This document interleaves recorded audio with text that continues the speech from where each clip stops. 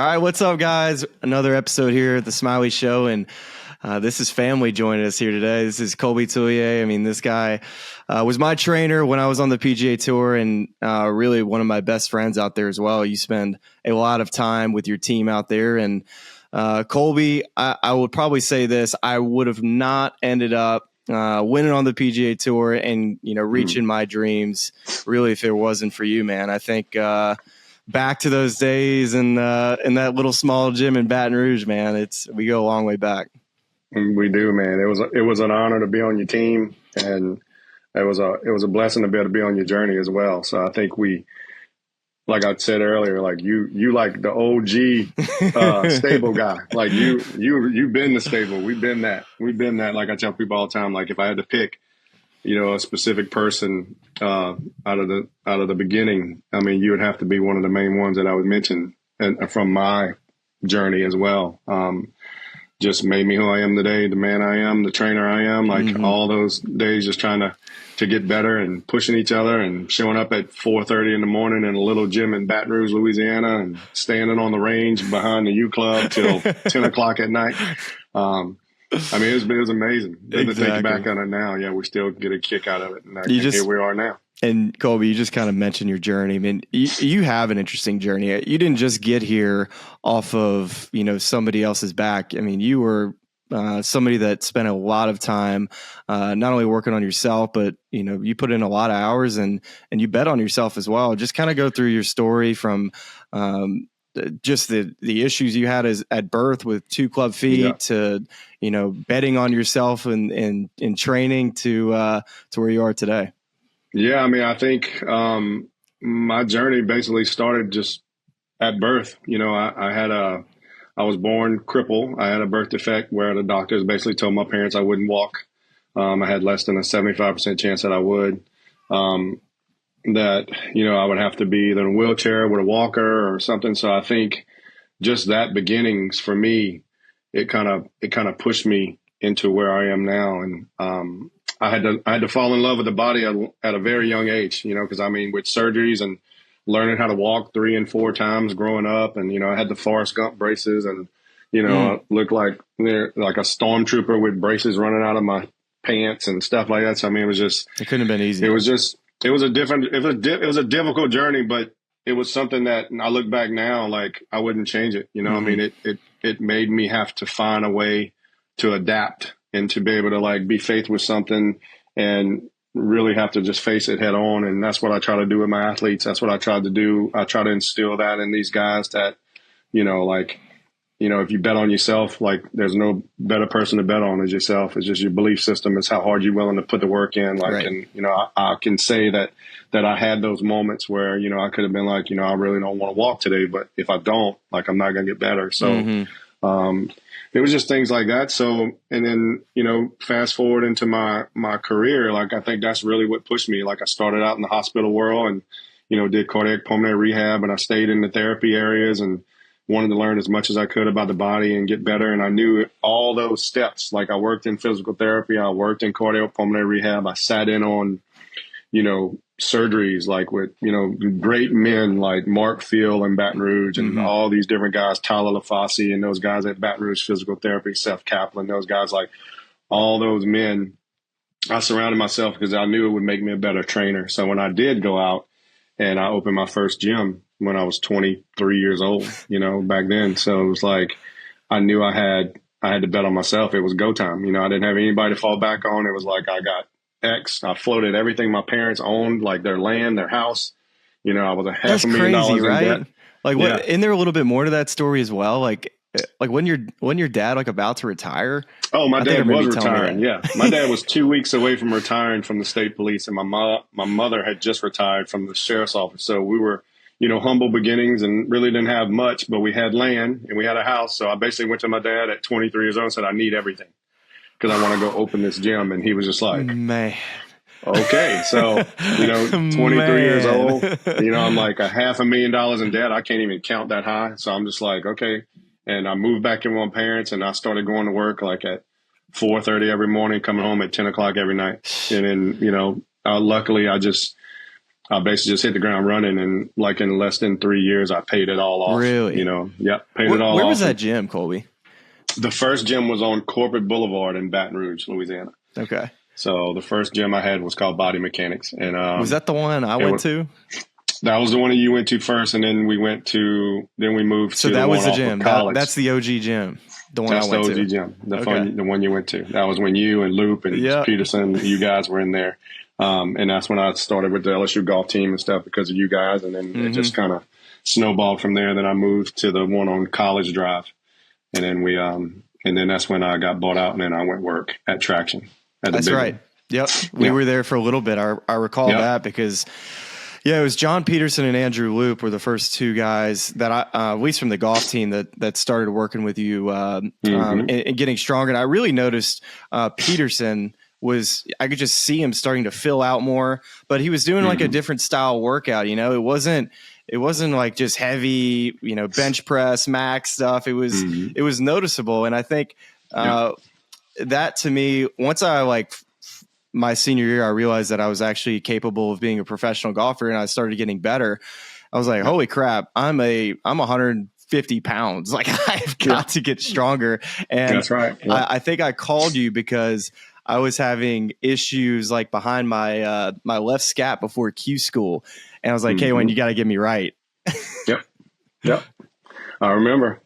So we got together, went there, had a screen, see how everything was moving, how everything was working. And it's like you said, like it was a little different, and it still is different. Like when people see like what we do and what I do with my athletes, my big thing is strength is the easiest thing in the world to do. Yeah. Like if I need to get you stronger, I can do that. But now it's like when you take an athlete and you train them in the arena that they work in, like if you play a rotary sport. So when we challenge you dynamically, how do we change the force vectors and we change all those applied vectors to you? How does your body respond to that? Are you going to be, like I tell you all the time, like the club doesn't move till you pick it up. So if people tell you that doesn't have to do with how your body moves, like I would disagree. But then also too, like if you get real strong, but you don't build the capacity to be able to handle the strength, it's like shooting a cannon out of a canoe. So we always talk about that. Like, good shooting a cannon out of a canoe, it just falls over. I'm a kayak guy, but canoe works. My goal for you is to be able to build you from the ground up, from the inside out. And then if we can identify those imbalances and weaknesses, you already know, like when you're dealing with pro athletes, just athletes in general, like how to find the face. So my goal is if I can find some imbalances or weaknesses, eliminate those on you, then now you become the best golfer you can be.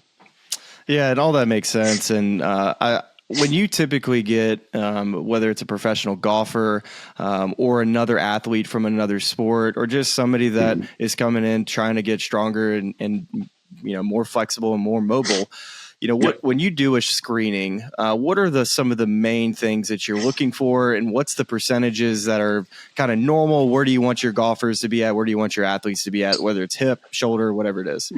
Yeah. I mean, the first part of the screen is going to be a human movement concept. I want to see how the body moves. Like we know that we have normal ranges of motion in the joints, in the hips, in the ankle, and the shoulder, and stuff like that. So thoracic spine, etc. So I want to see how your body moves first off. So if I look at how your hips move, and if I say normal range of motion is 45 degrees just for normal people. Yeah. But now you're an elite golfer and we're trying to win majors and we're trying to win golf tournaments, and I test your hip mobility and you're 15 and 10. That ain't it. So now I know, like, we've got a serious imbalance, asymmetry, or power gap that's stopping you from. I used to tell you this all the time. Like some of the best athletes in the world are the best athletes in the world, but they literally are doing it with half of their body. Yeah. So for me, from the training concept, if I just put you onto a bunch of weight and go, okay, squat this, lift this, throw this, do this, you're like, okay, well, you're getting a lot stronger, but I'm not addressing the 10 degrees and 15 degrees.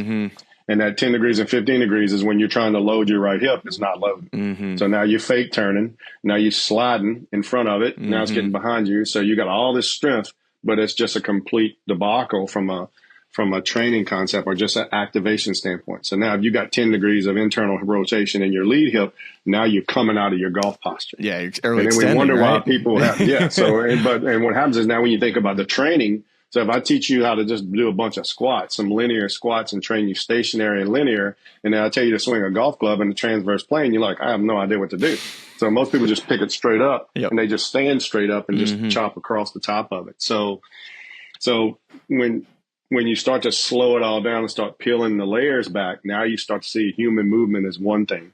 And now we got to go from here. Do we lose external rotation in the golf posture? Does your scap glide the way it needs to glide? Do you have the core strength to be able to even hold your posture at address? Hitting 1,000 putts and things like that, to where now you got soft tissue stuff that we got to address because of things like that.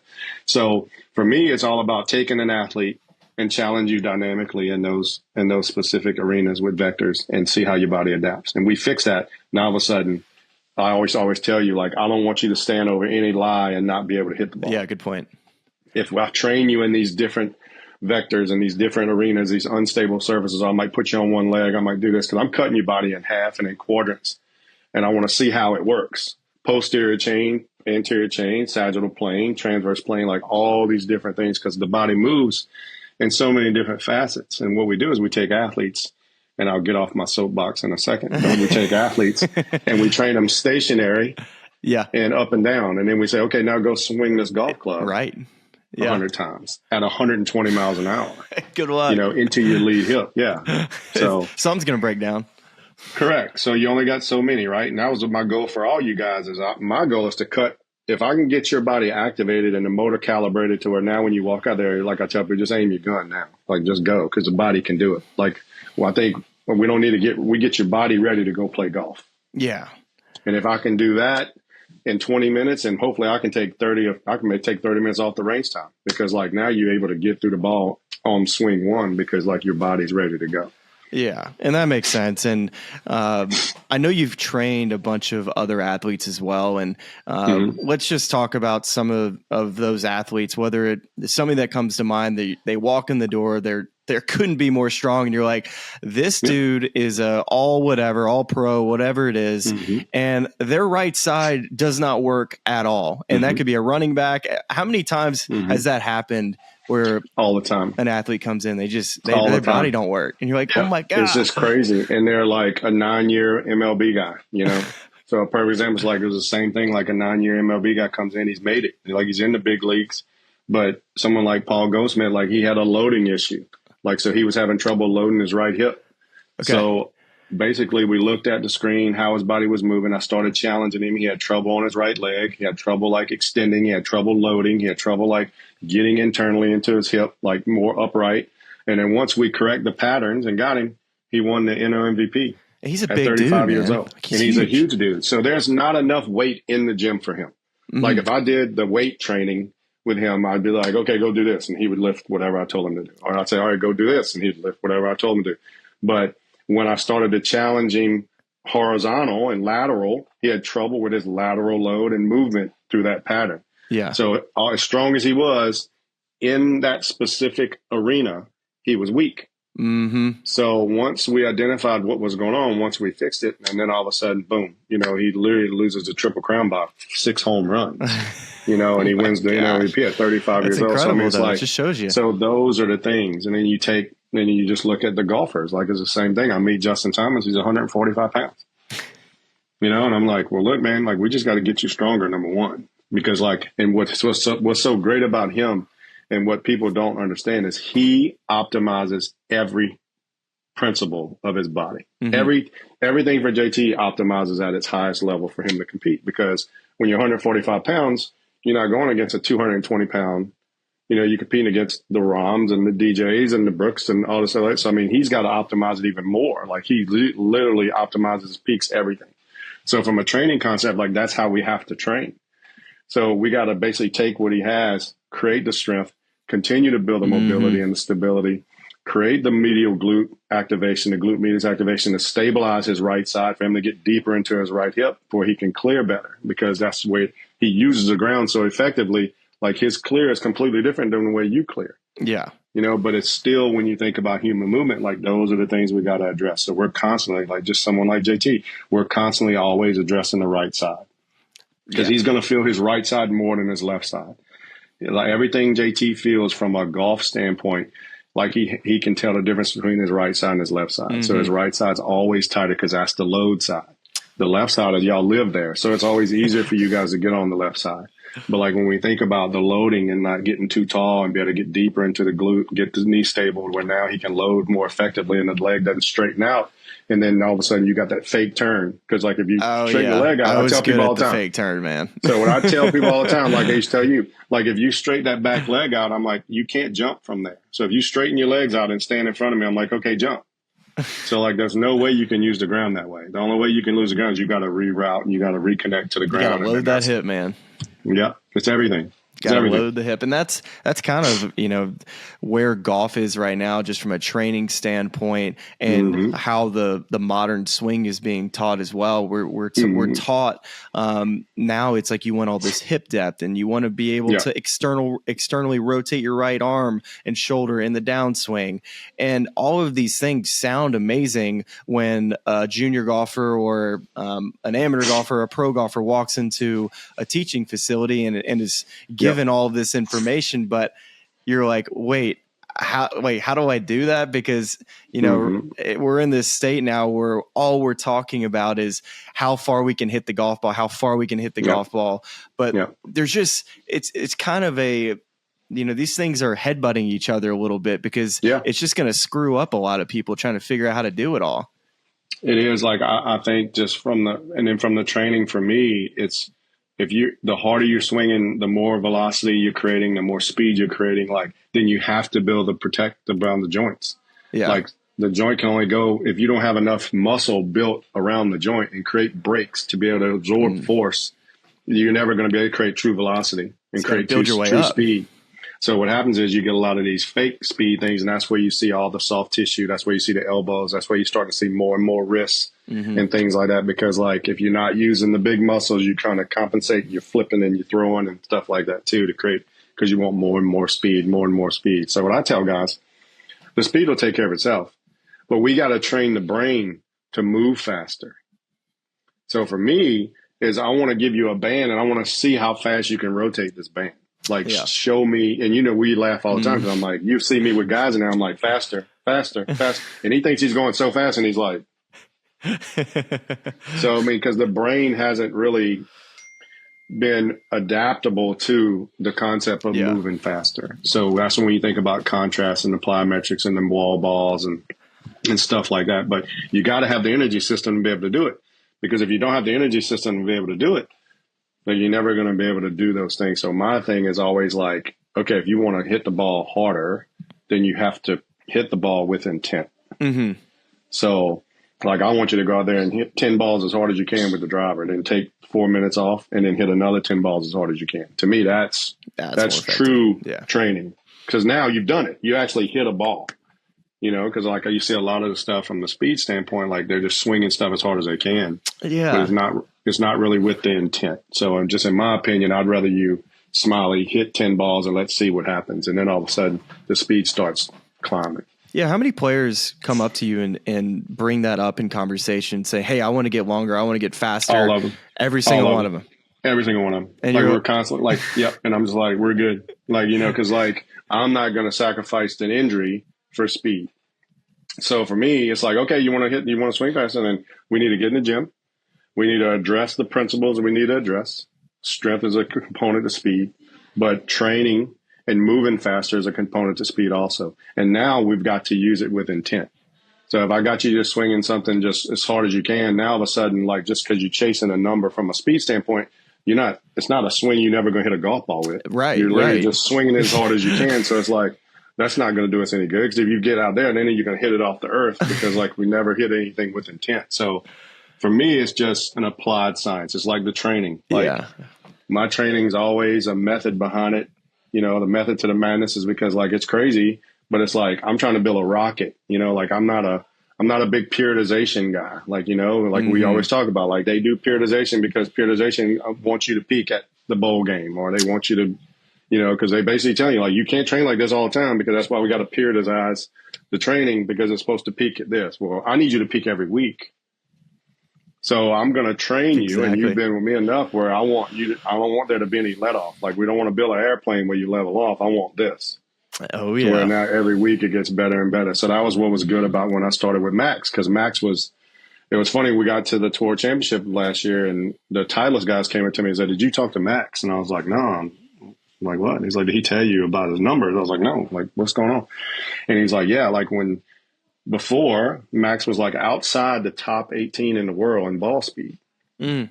And then the year, like, we started doing all our stuff, and then the year he came in, he was inside the top 10 in ball speed. And then he had some success on the tour, like with a couple wins and a couple stuff, and had a pretty good year in President's Cups and Ryder Cups stuff. So like, and it's just an applied. That's what we're doing. Like we didn't like focus on X, Y, or Z.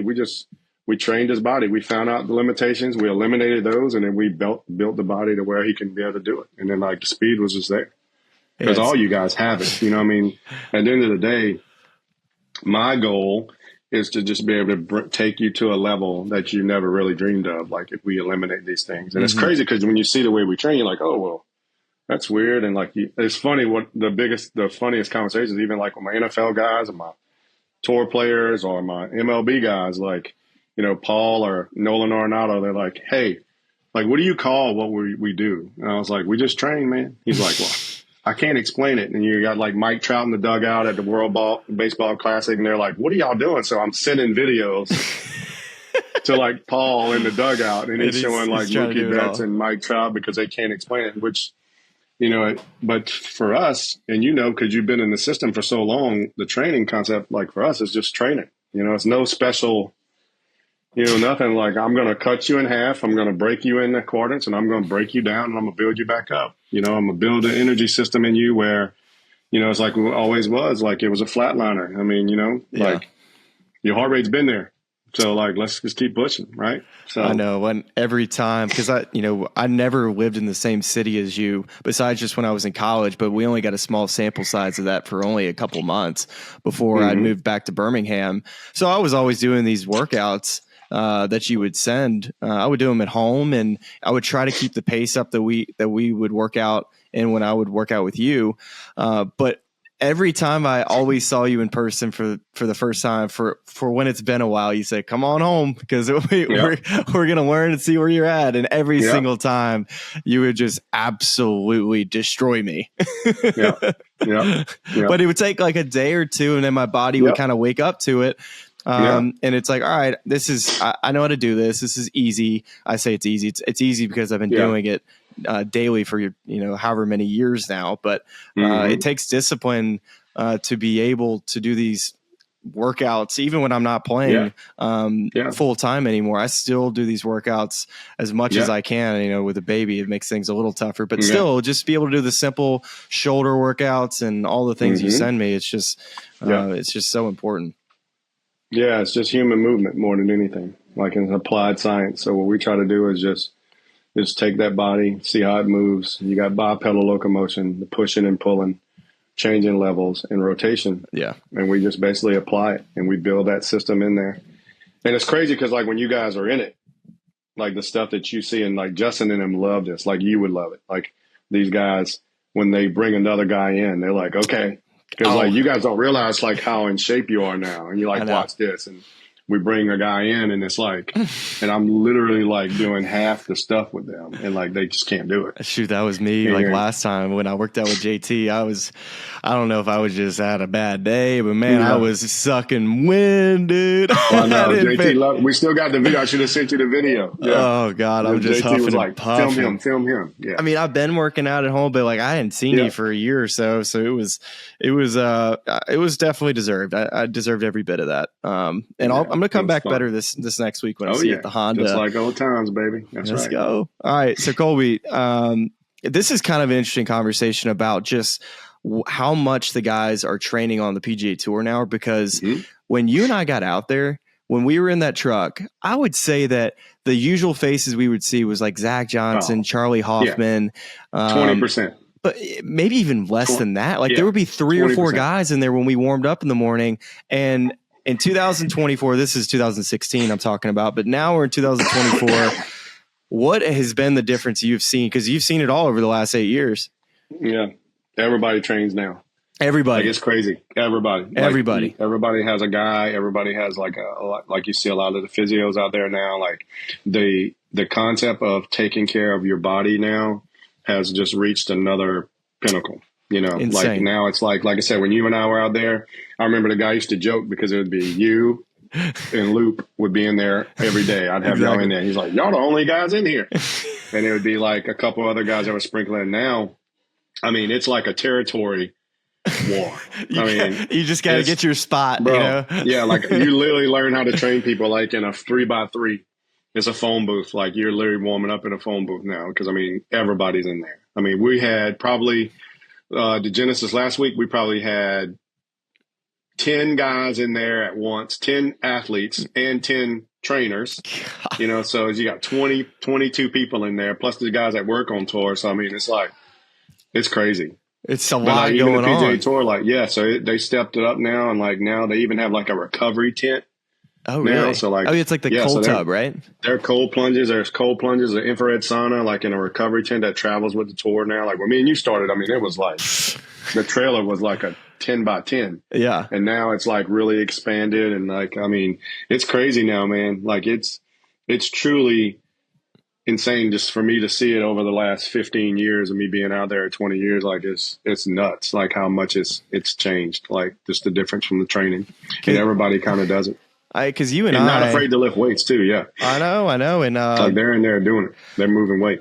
And you and I brought you with me to the Masters the year I played well. And actually, it was the only year I played, but it's besides the point. So we're getting a workout in the beginning of the week, and I actually remember this because, you know, there's a lot of downtime for trainers that you just kind of have to hang out and wait for your player to get there. You can't hang out inside of the trailer until your player is ready to work out. So I remember that week you were talking with Joey D outside of that trailer. And I think that I want to say that was the first time you guys had at least spoken, because after that, next thing you know, you're down, you end up making the move down to Jupiter. Is that kind of where it all started? Was right there at that? It kind of started there. It actually, I got to started talking to him. We were in Las Colinas. It was a Dallas tournament that I was out there with you guys, and he and I was just sitting out the trail, and that's what I would do. Like he was out there. He was like one of the main focal guys out there, and so was Randy Myers. And so I would kind of be the young kid and just kind of like walk up. There weren't many of them.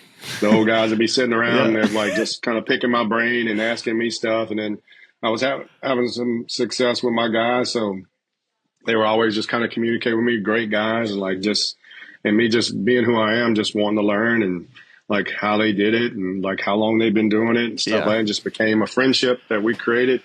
And then, and then fast forward like 2 years later, I mean, you made the move because you made the move to Baton Rouge, right? Like that. Yeah, that had to be one of the hardest things you ever did, because people from Louisiana, they're just good people, but there's good folks and good family. It's hard to move away from that. Yeah, like for me, it was like, you know, and I mean, I had a great career in Baton Rouge, you know, like, but it was just me, and I guess it goes back to those beginnings and me wanting to push myself and want to like kind of, you know, expect more from myself and just not settle and just want to continue to do great things and try to help as many people as I could. Like it was just something that I just needed to do, you know. And like I said, in Baton Rouge, I mean, I was great there. You know, I was connected with LSU. I was connected with the football world and the baseball world there. And I mean, I had no complaints. My wife and I was, you know, I was good. Like, you know, I had no complaints, but it was just something in me where I wanted to push myself. And I wanted to challenge myself one more time and see what I can do and see how many more people I could help. And man, I went home and told my wife, I was like, we're moving. Like, I'm going to leave, and then I'll pick you and Cameron up in December. Man. And she was like, okay. And I mean, literally a week later, I was driving to Jupiter, didn't know a soul. And Joey let me stay at his house, and I started there. And within 2 weeks, I was booked. Like I had, the word kind of got out. I think Austin Ernst reached out to you. Yeah. You let her know that I was there, and then it just a small world, like guys that I'd worked with in the area. They knew people around, and then it just kind of started snowballing. And it was like Lexi and Michelle Wee and Jessica Corda, and then JT and Bud Colley, and it was just boom, it was just happening. And we started getting quite a few success, like the girls started winning, the guys started winning. So then it just snowballed from there. So what year did JT come see you? 8 years later. It was 2017. That was the year he won 5 times, right? Yep. So we started that off season. That off season. So I imagine when he showed up, what did his body look like when he showed up? Yeah, I mean, he was 145 pounds.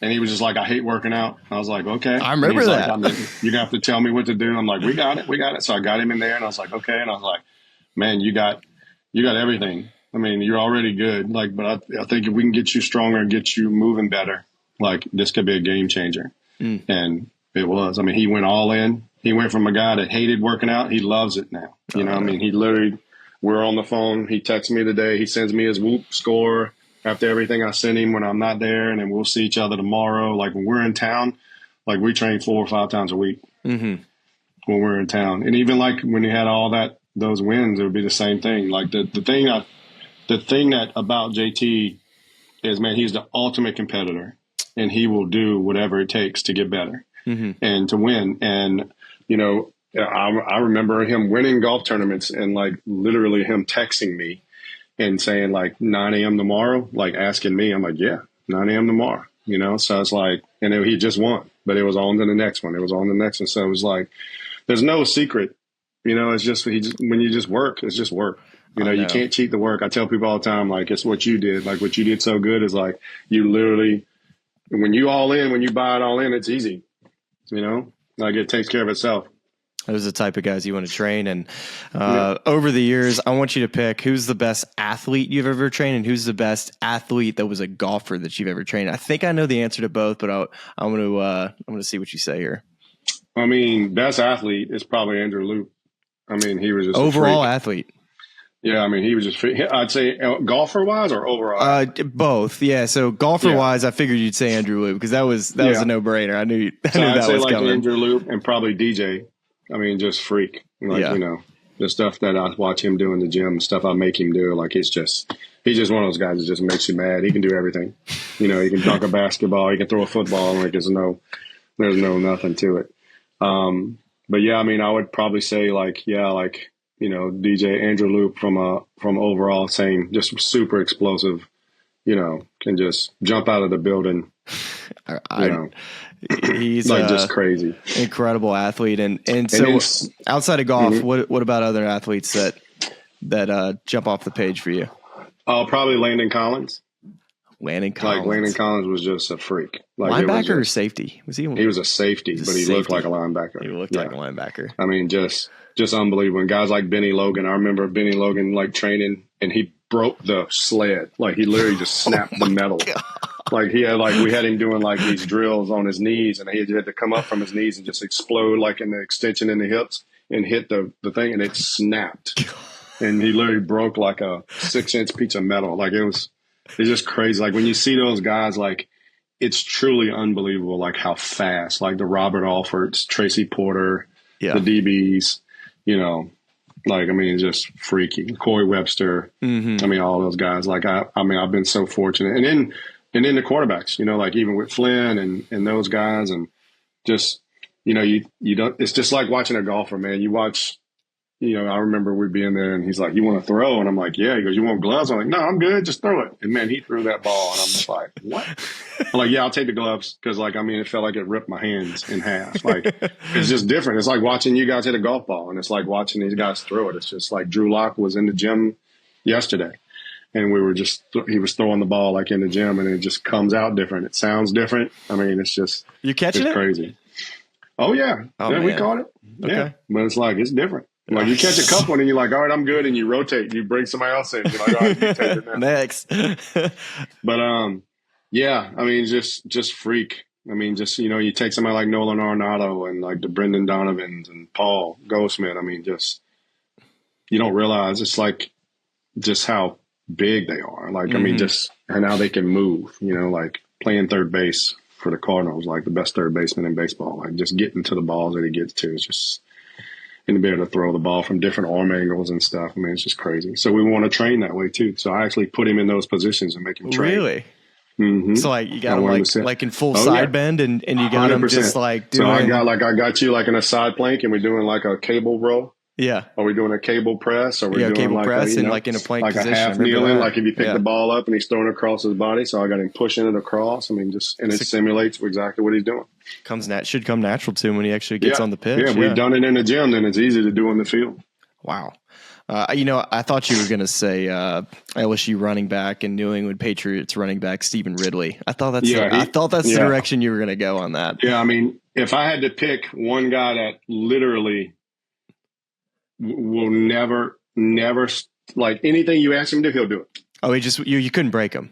You couldn't break him. Like he would just go and go and go and go. Where most guys are like, all right, Landon Collins just walk in the gym and like they would have a game where they would just throw money like on the ground, and however much money was, that's how much he had to snatch, and he would just grab it and just do it like it didn't matter. Yeah, and he would just take the money. Like it was just, it didn't matter what you put on the bar. Like we were just like, we put $250 on the ground. He just walk in straight from the car, just whack, and just pull it. And I'm like, and I'm just like, what are we doing? Like just crazy, just brute, just strength. Now Steven, I mean, there's nobody more determined than him. Like I rehabbed him through 2 knee injuries. Like he just, I mean, it was amazing to be able to be on like those. But that's, like I said, it's just, man, it's such a blessing to be able to be on that journey with each individual guy, because everybody's got their own story. Right? Yeah, right. So I mean, it's awesome. It's awesome just to play a little small part in that, or just be there, just to be able to see it. All right. Well, Kolby,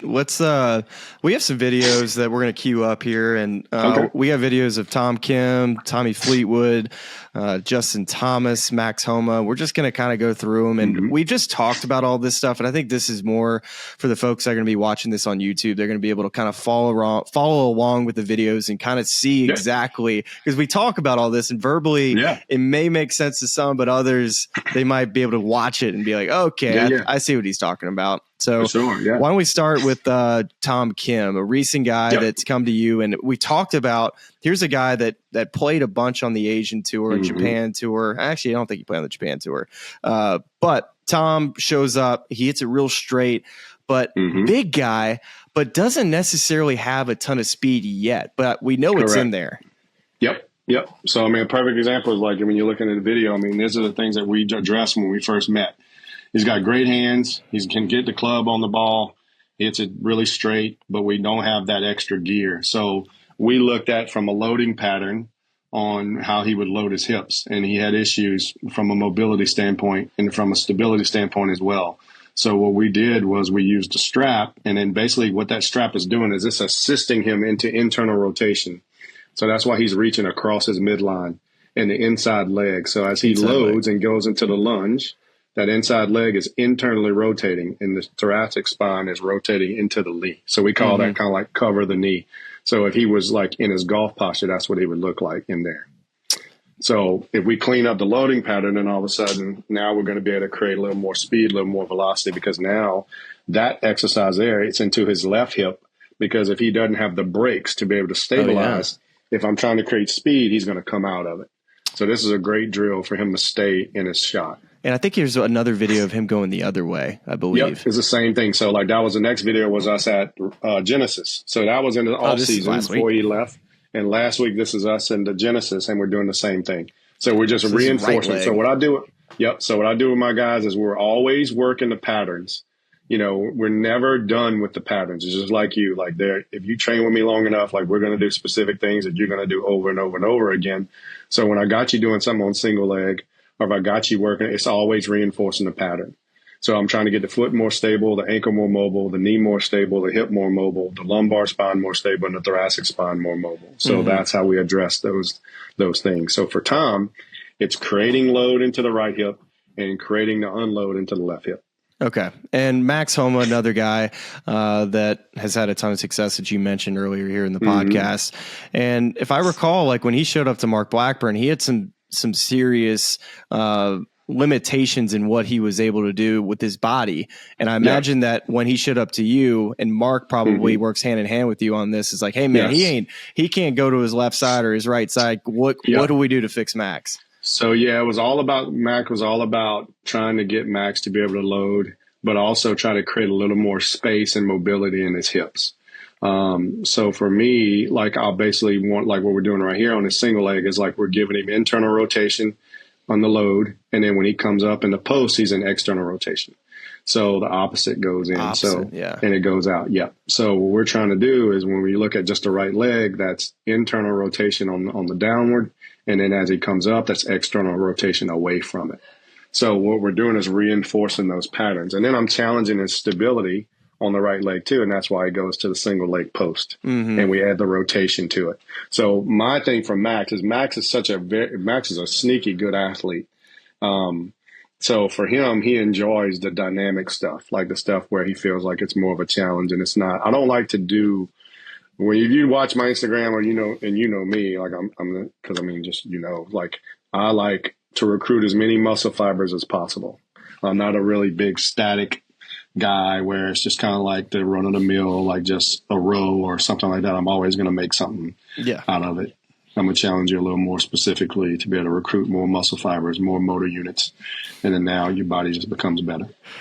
I mean, I remember doing bicep curls, standing on a Bosu ball with one leg. And when I got home to my home gym and people were looking at me like, what are you doing? I was like, man, I got everything like tight and working together to try to do this bicep curl.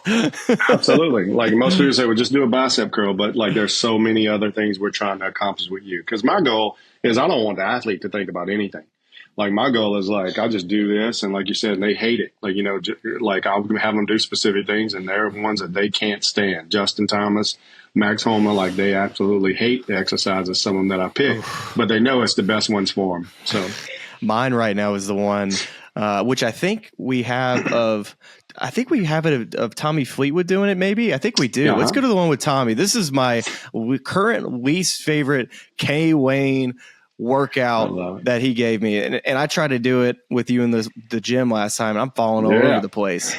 There we go. So when Tommy came to me, we had a hinging problem. Like he didn't really hinge good enough for his hips.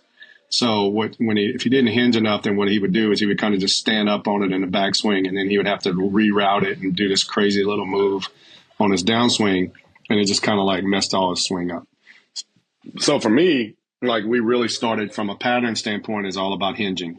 So what this exercise is I got him on a single leg, so it's like a single leg RDL, and then you can see the bands pulling him toward the wall.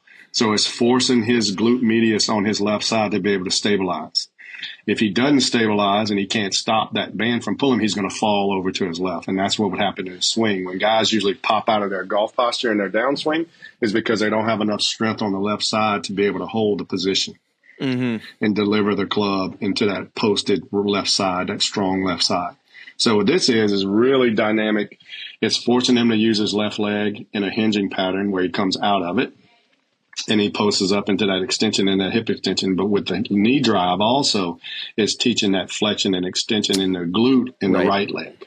Right. So now it's such a multi-dynamic move pattern where it's going across his midline. So I'm really challenging him. This is a very, very dynamic, specific movement that he's killing, by the way. I mean, it's awesome to watch. Well, he's on rep 98 right now. He's on rep 98. That's like you doing. That's like you doing it. But dude, Paul, it was good. So go ahead. Oh no, I was just gonna say I saw Paul Goldschmidt doing this exact same workout, and I DM'd you, and I was like, bro, how much weight is he moving here? Because I literally can on the cable machine, I go to like the 12.5. Like that's how low I have to keep it without falling over. And looked like he looked like he was doing like the 32.5 or something heavier than that. He was probably doing that 32, 41, something like that. That is just mind blowing. And it's cool because, like, when you think about just the stimuli, right, just a little bit of that change, like even that's just a band. That's just like a 25-pound resistance band that we're using there.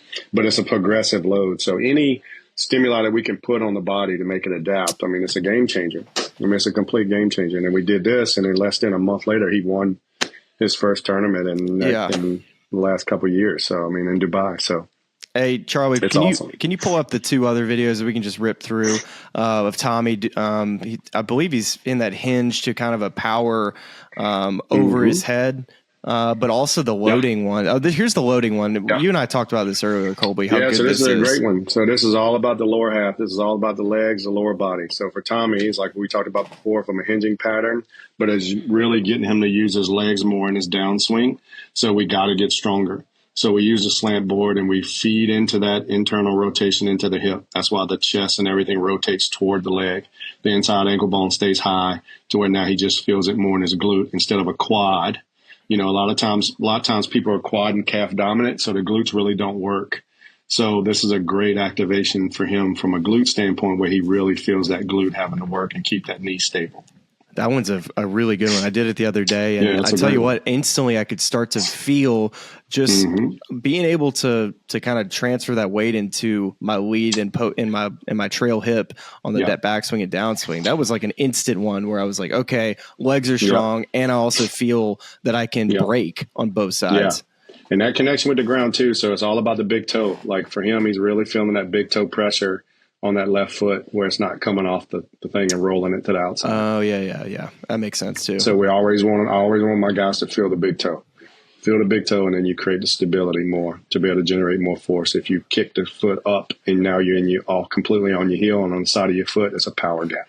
So the people that are watching this on YouTube, you wouldn't start them with this one, would you, Kolby? This is kind of the advanced. This is AP English. Yeah. You know what I'm talking about? Like, this is definitely advanced. Like what I basically would start them with is basically just a ground lunge. You know, and then graduate them to maybe like an elevated on a box lunge where the front foot's elevated, and then we start to gradually, as the leg gets stronger, the adductors get stronger, the glute medius gets more and more developed and strong to be able to handle it. Then we start moving into more of these advanced movements. I just had to bring that up for the people. Like, all right, I'm going to my gym tomorrow morning. Yeah, here we I'm going to get these 25s. I'm going to get this slant board up there, and then I'm going to fall over on my first rep. Yeah, correct. All right, Charlie, can you pull up the next one where Tommy's in that split stance? And this is actually a cool speed power move that it looks like he's kind of training the fast twitch muscles and something like this. This is exactly what we're doing. So this is a split press. So what I'm getting him to do is use the ground. So he starts off and he wants to push off the ground, and then he catches himself in that split stance. And as he pushes and splits, he's driving the weight up. So it's a great, multifaceted, multi-joint, explosive power move that we try to do with my athletes because it's all about using your whole body. Yeah, that's a great one. I did it. I keep humble bragging that I did all these the other day. It's good. You just lock it out from the top. So it's like a lot of times if you get right side, left side bias. So that's why we do it with dumbbells, because you can't cheat. If it was a straight bar, you know, if his right side was stronger, then of course he would probably hold the bar more with his right side. Okay. So my goal is to be able to, that's why we do a lot of dumbbell work, a lot of cable work and stuff like that. Okay. Well, Tommy, seems like he's in a good spot. Let's turn. Tommy's on rep 150 after all these loops on the YouTube, so he's got his workout in this evening. Let's turn our attention to JT to finish up with this group. So JT, so it's like I told you before, we're always trying to address the right hip. So this is a great exercise where he's literally, I have the band trying to pull his knee and his leg toward the wall. That forces his glute to work. It forces the glute medius to stabilize the knee, so the knee stays there. You can see how good and stable the foot is. And then what we do is now we lift the leg and put him in the hip flexion, and then now he rotates his chest toward the right leg. So it's almost like if you would split him into his golf posture, that's him basically loading into his backswing. He makes it look really easy here, Kolby, because this isn't that easy. Like naturally, most people's left leg are going to want to follow where this ball is going. Correct? Yeah, he's really good, and you can really see. So what I'm looking for when I have him do this exercise is you don't see how the left leg just kind of goes over with the ball too, where he's just kind of twisting. So he's got really good neuromuscular and dynamic stability and control of his pelvis. Because what we always say, if you can control the pelvis, you can control the golf swing.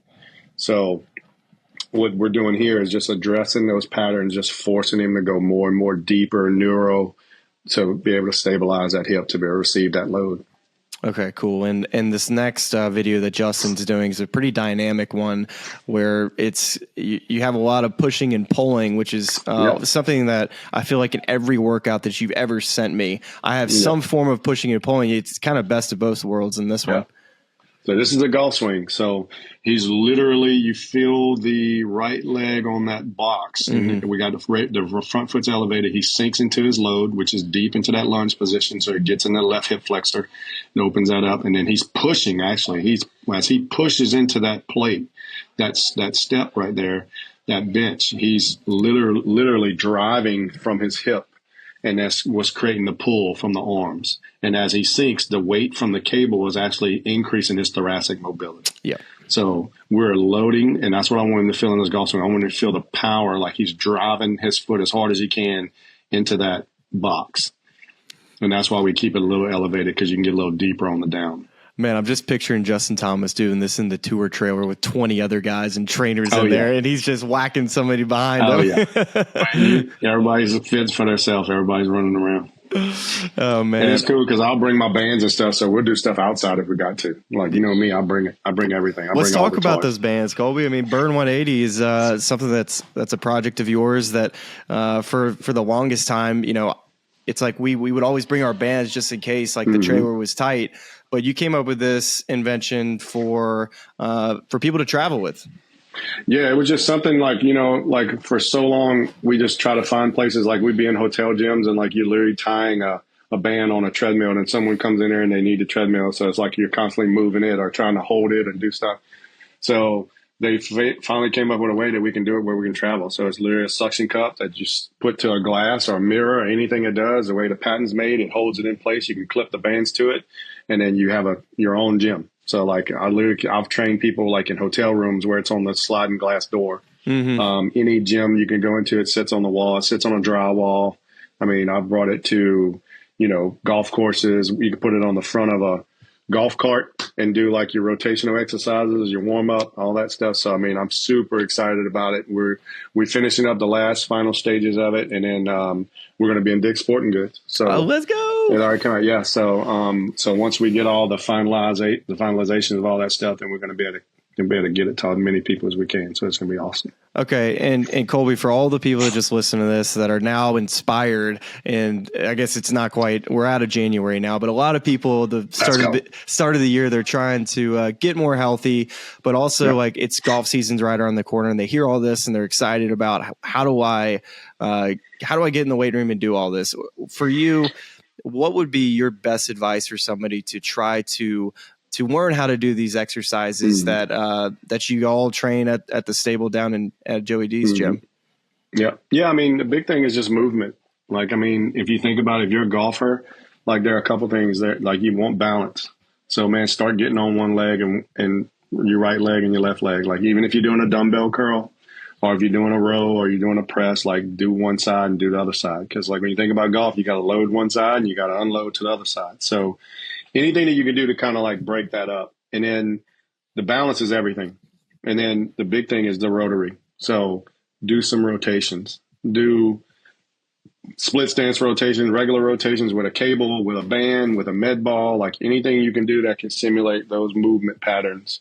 And then you'll be close and on your way for sure. But movement's medicine. The more you move, the better. Yeah, that makes sense. And just get the blood flowing. Some I'm sure you do every morning. And also a question here. So if I'm going to go try to figure out how much hip mobility that I do have, and I can't make it all the way down to Jupiter to come see Kolby down at the gym to measure that, is there a way that I can go to a fitness instructor in town and say, hey, can you measure my hip mobility? Or are they going to measure it as accurately as y'all kind of check it in? I mean, in y'all's gym? Any facility, like when you ask about the screening and stuff like that, if they use a goniometer, they can basically tell you what your hip mobility is. I feel like that's important. So like if anybody has that, like anybody you go to, like a fitness professional or something, like they should have something. Like you try to get with people that usually just kind of can assess where you are and how you're moving and stuff.